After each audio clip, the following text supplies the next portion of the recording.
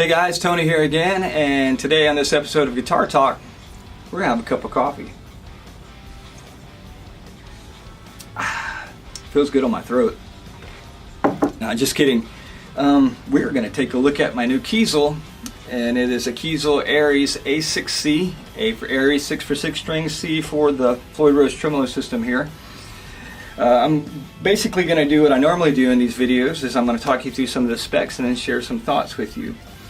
But I ordered this guitar from Kiesel. I had it spec'd out. It's just really a basic build, and they quoted me 10 to 12 weeks. I received it in actually 6 weeks, which was very nice. Typically you will get a basic build like this a little quicker than you will if you're doing a whole bunch of crazy stuff. But I must have caught them at the right time too, because I got this really fast. And it is an exceptional guitar, and it is a very simple guitar. It has a two-piece swamp ash body. It is a very lightweight swamp ash body. It weighs just under 7 pounds for the whole guitar. It has a jet black raw tone finish and a figuring, and the wood, the swamp ash, is very nice. It can be hit and miss with the swamp ash, but I really like the figuring in this. Just the lines and everything just turned out exceptionally nice. I really like it, so I'm very pleased with that. It has just a standard maple neck. It has a tongue well finish on the back. It has a the 3x3 headstock here with just a black Kiesel logo. It is a reverse headstock. I really like this type of headstock. And it has the Kiesel Hipshot locking tuners, a flame maple board and headstock here, as you can see. That was the only thing I spent a little extra money on. Everything else is just very basic. And you can see here as well, it just has the standard black dot inlay, lumen lay side dots here. It's a 14-inch radius, 24 stainless steel jumbo frets that are rolled absolutely amazing. It really doesn't get any better than this, guys. All of my Kiesels are done this way. This is just as good as it ever gets, I think, on guitars. It's just absolutely amazing. Whoever did this, or on my other Kiesel guitars, they knocked it out of the park with the fretwork. Absolutely amazing. Love that. And it has the, of course, standard, the graphite reinforcement bars and the contoured heel here. So you have fantastic access. You can reach all the way up to the 24th fret with your pinky on the low E, so that's always really nice as well. Has a Floyd Rose bridge on this guitar, and long story short, absolutely love the Hipshot tremolo system. It's my new favorite bridge. So Tony, why'd you order a Kiesel with a Floyd Rose? Because I wanted a Kiesel with a Floyd Rose guitar. I love Floyd Rose guitars. I've played them for 33 years. I like Floyd Rose. I'm used to them. They're no issue for me. You learn how to set them up and deal with them, then it just becomes second nature. So for me, they're no issue. And at one point I had about 12 Floyd Rose guitars. I'm now down to 3. And I will probably buy another 1 or 2 this next year, perhaps, but I don't know. I basically wanted a Kiesel with a Floyd Rose tremolo system here. Kiesel build quality with a Floyd Rose. So that's that. But this is a German Floyd Rose, original German Floyd Rose, 37-inch block.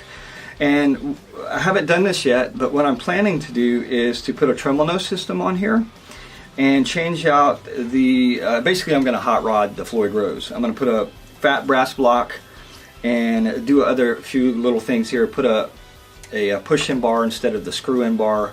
I prefer those. I don't really have to do anything to this one, but I do like the way that they feel with the heavier brass block, and it does have a little bit different feel with the push-in bar. So tone wise, sustain wise, People have different opinions on that, but for me, I like the way they feel a little better. There's just more weight to it. So I'll do that, and I'm planning to shoot a video on that. So anyway, so that's a Floyd Rose bridge there, and it is what it is. These are the beryllium pickups, and I don't know if you can see that, but they're covered, but with black pole pieces. I thought it was a nice touch there. Now, I do really like the beryllium pickups. They're lower output pickups. The resistance on the bridge is a 9K and the neck is an 8K, so they're the lower output, and they have a little bit of a vintage flavor, but it's like a modern vintage flavor. There's something about it. I'm still kind of dialing it in. I'm getting some really good tones with it, but I really do like them.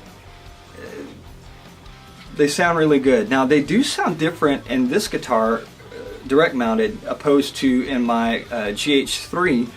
I have two humbuckers in it, and I have several videos that you can check out on my YouTube channel, and perhaps I'll post them in the link as well. But they sound different, actually quite a bit different in these guitars. So the other one has a pick guard, of course, so there's that to consider, and the bridge is sitting on flush mounted on top of an ash body that weighs just a tiny bit lighter than this one. But anyway, they do sound different, and they both sound great. But for whatever that's worth.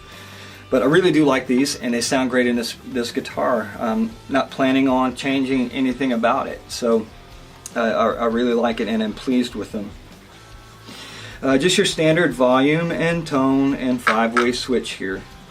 And really, guys, that's about it for this guitar. So it's just really a basic build, very simple, and something that I was wanting, and they really knocked it out of the park. Now, a couple of little things, I'll share some thoughts with you. I really love the bevel about this guitar, so that's really nice. When I was looking at speccing this guitar out, I wasn't sure. I knew I'd really like the bevel, but I also kind of like just the plain look of no bevel. And I think there's an option you can get to have them all just kind of rounded off, the edges rounded, kind of like a Joe Satriani model kind of good look to it. At least that's what I thought it looked like in the few that I had seen like that. But when it came down to it, this contour, this bevel, is so comfortable.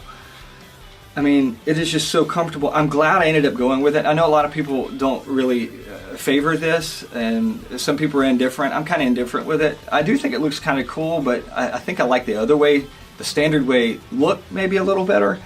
But it doesn't bother me at all. But when you're playing it, it is so freaking comfortable that I can't say enough good things about this bevel as far as the feel of it. So I've been beveled.